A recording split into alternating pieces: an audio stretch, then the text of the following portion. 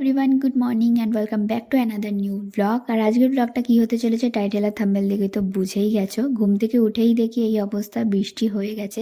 এখন বর্ষাকাল নাকি শীতকাল ধরাই যাবে না।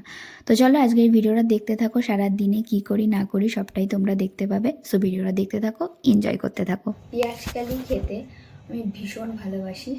আর শীতের সবজি, শীতকাল আসলে আমার একটা জিনিসের সব থেকে বেশি ভালো লাগে, সেটা হলো এই পেঁয়াজকালির জন্য। এই সবজিটা আমার খুব পছন্দের। পেঁয়াজকালি খেতে আমি এতটাই ভালোবাসি যে এক সপ্তাহ ধরে টানা আমি কিন্তু পেঁয়াজকালি খেয়ে যাচ্ছি। তার মানে তোমরা বুঝতেই পারছো আমি কি পরিমাণে পেঁয়াজকালি লাভার। তো আমার মধ্যে এইরকম পেঁয়াজকালি লাভার তোমরা কারা কারা আছো অবশ্যই কিন্তু জানিয়ে যেও। দুপুরের আয়োজন আজকে খুবই সিম্পল, ওই যে পেঁয়াজকালি আলুটা ভাজবো আর এখানে চিকেনটা বানিয়ে রাখবো। বাপি তো বাড়িতে নেই, বাপি বিকালবেলা আসবেন বাড়িতে ডিউটির থেকে। আর আমি আর মা আছি যেহেতু, তো আমাদের খাওয়া নিয়ে খুব একটা চাপ নেই, আমরা যা কিছু দিয়েই খেয়ে নিতে পারি। আর যেহেতু আগের দিনেরও একটা মাছের ঝোল আছে, ওই জন্য ভাবলাম একটু পেঁয়াজকালি আলুটা ভাজি, মাছের ঝোল তো আছে, আর এখানে চিকেনটাও করে রাখবো রাতের জন্য। কারণ সন্ধ্যাবেলায় একটু কিছু ভেবে রেখেছি, রাতেও কিছু ভেবে রেখেছি, তো সেইগুলোর জন্য ভাবলাম যে চিকেনটা আগে ভাগে করে রেখে দিই, তাহলে আমার একটু চাপটাও কমে যাবে। কারণ রাত্রিবেলায় আবার একটু কেক কাটিংয়ের ব্যাপার আছে, যেহেতু বাপির বার্থডে অ্যানিভার্সারি দুটোই, তো একটু টাইম কাটানোরও ব্যাপার আছে ফ্যামিলির সাথে। তো এদিকে রান্নার চক্করে পড়ে গেলে ওদিকে কিন্তু আনন্দগুলো মিস হয়ে যায়। তো ভাবলাম আগে একটু চিকেনটা করে একটুখানি আমার টাইমটা সেভ করে নিই। তো ওই জন্যই কিন্তু দুপুরের টাইমটাতে চিকেনটা বানিয়ে রেখে দিচ্ছি। তো এখানে আমার পেঁয়াজকালি আলু ভাজাটা কিন্তু হয়ে গেছে, আর চিকেনটাও বসিয়ে দিয়েছি কষানোর জন্য। আর পেঁয়াজকালি আলু ভাজাটা নামিয়ে ওখানে আমি পায়েসটা বসিয়ে দেব। আর এখানে দেখো মাংসটা কিন্তু অনেকটাই হয়ে এসেছে, আর পায়েসটা বসিয়ে দিয়েছিলাম। পায়েসের চালও কিন্তু অনেকটা ফুটে গেছে, আর একটু ফুটলেই তারপরে ওর মধ্যে আর যা যা কিছু দেওয়ার দিয়ে দেবো। ভাবলাম যেহেতু টাইম আছে তো একেবারে পায়েসটাও বসিয়ে দিই, পায়েসটাও হয়ে যাক। আর এদিকে আমি কাতলা মাছগুলোতে লবণ আর লেবুর রস মাখিয়ে রেখে দিয়েছি। আর এটাতে হবে হলো সন্ধ্যাবেলায় ফিশ ফ্রাই। আর এখানে দেখো সব পেস্ট করার জন্য গুছিয়ে রেখেছি পেঁয়াজ, আদা, রসুন, লঙ্কা, ধনেপাতা। তো এখানে সব পেস্ট করে কাতলা মাছগুলোকে ম্যারিনেট করে এখন কিন্তু আমি ফ্রিজে রেখে দেবো। এটা যতটা ম্যারিনেট করে যতটা টাইম রাখা যায় ততটা কিন্তু এটা ভালো হয়। তো ওই জন্যেই ভাবলাম দুপুরের টাইমেই আমি এটা ম্যারিনেট করে রেখে দিই, সন্ধ্যাবেলায় এটা কিন্তু ভেজে নেব। তো সন্ধ্যাবেলায় একটা দারুণ স্ন্যাক্স হতে চলেছে। রান্নাঘরের সব কাজ গুছিয়ে এই রুমে আসলাম, যেমন মাংসটা করেছি, তারপরে হলো পায়েস করেছি বাপির জন্য, তারপরে ফিশ ফ্রাইয়ের সব কিছু রেডি করে ম্যারিনেট করে ফ্রিজে রেখে এসেছি। আর সন্ধ্যাবেলায় গরম তেলে ভাজবো আর সবাইকে সার্ভ করবো। অনেক দিন ধরে ইচ্ছা ছিল একটু ফিশ ফ্রাই বানাবো, তো ফাইনালি আজকেই বানিয়ে দিলাম। আর আজকের দিনটা বেশ ভালোই দিন, কিন্তু আজকের এত ভালো একটা দিনে এইরকম একটা ওয়েদার, মাথাটাই গরম হয়ে যাচ্ছে, একদমই ভালো লাগছে না। শীতের সময় যদি এইরকম বৃষ্টি হয় কার ভালো লাগে? এমনিই ঠান্ডা, তারপরে আবার এই বৃষ্টি হলে আরও ঠান্ডা। তো চলো এখন ঝটাপট যাই গিয়ে স্নান করি, কারণ অনেকটাই লেট হয়ে গেছে সব গোছাতে গোছাতে। তো সন্ধ্যাবেলায় চলে এসেছি রান্নাঘরে। এখন ফিশ ফ্রাইটা বানাবো। আর আধা ঘন্টা আগেই ফ্রিজ থেকে বার করে নিয়েছিলাম, যে মাছটা ম্যারিনেট করে রেখেছিলাম সেটা বার করে রেখেছি। আর যা যা দরকার সব কিছু এখানে এরকম গুছিয়ে রেখেছি। এখন ডিপ করব আর তেলের উপরে ছাড়বো, তাহলেই আমার ফিশ ফ্রাই কিন্তু রেডি। আধা কাজ আমি তো দুপুরবেলাই করে রেখেছি, এখন শুধু জাস্ট ডিপ করব আর ছাড়বো। তো চলো এখন তাড়াতাড়ি ঝটাপট এটা শুরু করে দিই। ওদিকে বাপিও চলে এসেছে, বিকালবেলা বাপি এসেছেন। আজকে সারাটা দিন বৃষ্টি, এই যে দেখো সোয়েটার পরেছি, এই বছরের এই প্রথম সোয়েটারটা পরলাম। আজকে একটু ঠান্ডাই লাগছে সন্ধ্যাবেলায়, আমার তো ভালোই ঠান্ডা লাগছে। তো চলো এখন তাড়াতাড়ি রান্নাটা শুরু করে দিই।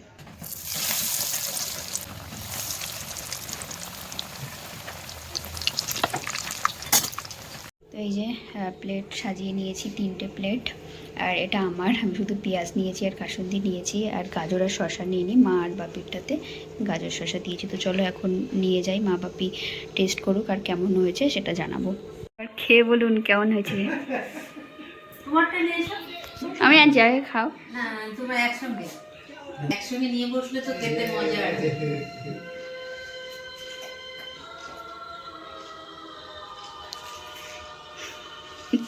এটা কত সুন্দর।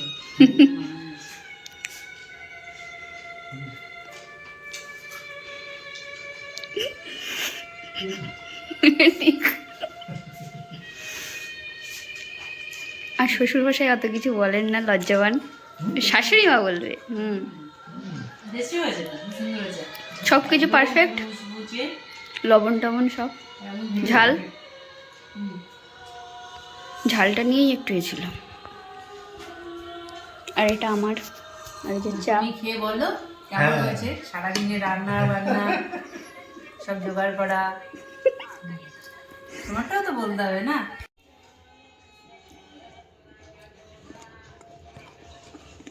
কি বলে সন্ধ্যাবেলায় টিফিনটা কমপ্লিট করে দেন চলে আসলাম রান্নাঘরে ডিনারের জন্য। আর আজকে ডিনারে থাকছে কিন্তু ফ্রাইড রাইস। চিকেন তো অলরেডি আমার হয়েই গেছে, তোমরা দেখেই নিয়েছো দুপুরবেলাতে।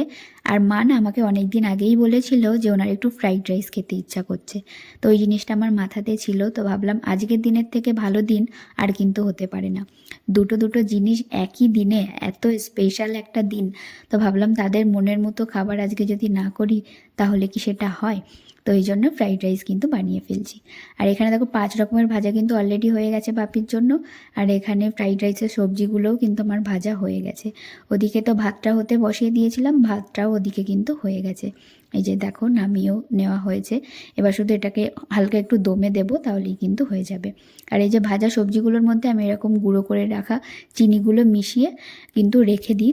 তারপরে আর ভাতের মধ্যে আমি কিন্তু আর চিনি দিই না, আমি এর মধ্যেই যা দেওয়ার দিয়ে দিই, তাহলে বেশ ভালো লাগে। এটা আমি আমার মতো করে করি, তোমরা কেমন করে করো জানি না, বাট আমি এরকমভাবেই বানাই। এরকম একটা পাত্র নিয়ে নিয়েছি, ওর মধ্যে দিয়ে দিলাম ঘি। আমি না অনেকটা বিরিয়ানি স্টাইলে এটা কিন্তু বানাই, তোমরা কেমন কি বানাও জানি না, বাট আমি এরকমভাবে বানাই।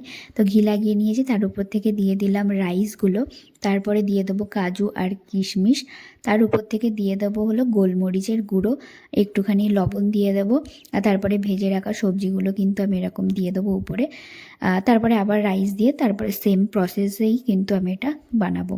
এবার এই ফ্রাইড রাইসটাকে কিন্তু আমি দমে বসিয়ে দেব কিছুক্ষণের জন্য, আর গ্যাসের ফ্লেমটা কিন্তু একদম লো করে দেব। এটা হলো বার্থডে আর অ্যানিভার্সারি স্পেশাল কেক। তোমরা হয়তো অনেকেই বলবে যে বার্থডে অ্যানিভার্সারি তো দুটো কেক আনা উচিত ছিল, কিন্তু দেখো দুটো কেক আনলে কি হতো, জিনিসটা নষ্ট হতো, কারণ মা আর বাপির দুজনেই মিষ্টি একদমই পছন্দ করেন না। যদি খেতে হয় এই কেকটা আমাকেই খেতে হবে, তো দুটো জিনিস নিয়ে আসলে সেই জিনিসটা নষ্টই হতো। ওই জন্য একটা কেক নিয়ে আসলাম, জিনিসটা নষ্ট হবে না, অন্তত একটা কেক কষ্ট করে খেয়ে নিতে পারবো, দুটো কেক তো আর খেতে পারবো না একসাথে। তো ওই জন্যই একটা কেক নিয়ে আসা হয়েছে। আর এখানে দেখো দুদিকে পায়ে সাজিয়ে দিয়েছি মা আর বাপির জন্য। হ্যাপি বার্থডে বলবো না, হ্যাপি বার্থডে বলবো না অ্যানিভার্সারি বলবো? আচ্ছা প্রথমে আপনি কেটে নিন, তারপরে happy birthday to you, happy birthday to you, happy birthday to you.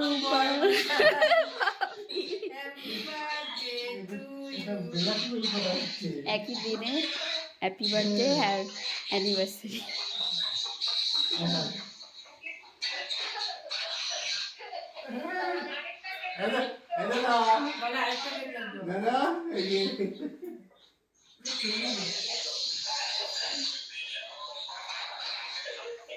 পায়েস খাই দাও ভাবি না।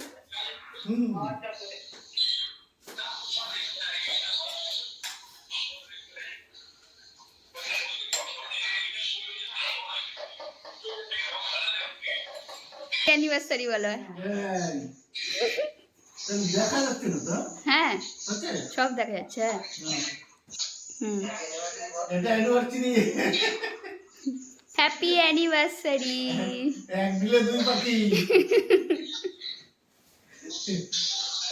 দুজন দুজনকে খাইয়ে দিন।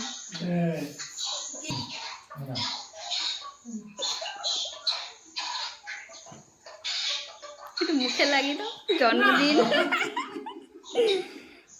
এবার সিঁদুরটা করে নেবে এইখানে। না যেরকম বিয়ের সময় পড়েছিলেন, না বিয়ের সময় যেরকম পড়েছিলেন মনে আছে? উলু উলু দাও, উলু উলু। আমি তো পারি না। ওই দি উলু দাও, দিদি উলু দাও, দিদি উলু দাও। বলে কি 3 বার মালাটাই আনা হয়নি। মালা দেখছি না, ও বিবাহ সম্পন্ন হলো।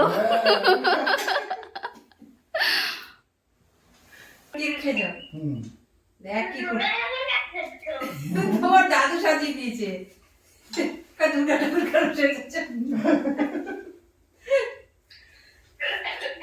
দুজন দুজনের দিকে তাকাও।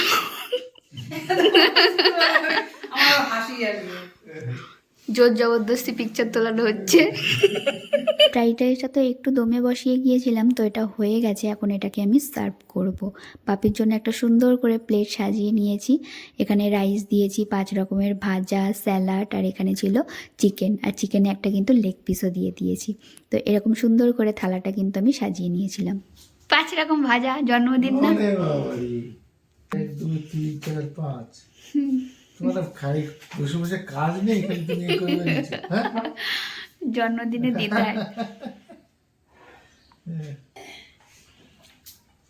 ভালো যায়। তো 3 জনে মিলে বসে পড়লাম ডিনার করতে। তো আর এখানেই কিন্তু শেষ করলাম আজকের এই ব্লগটা।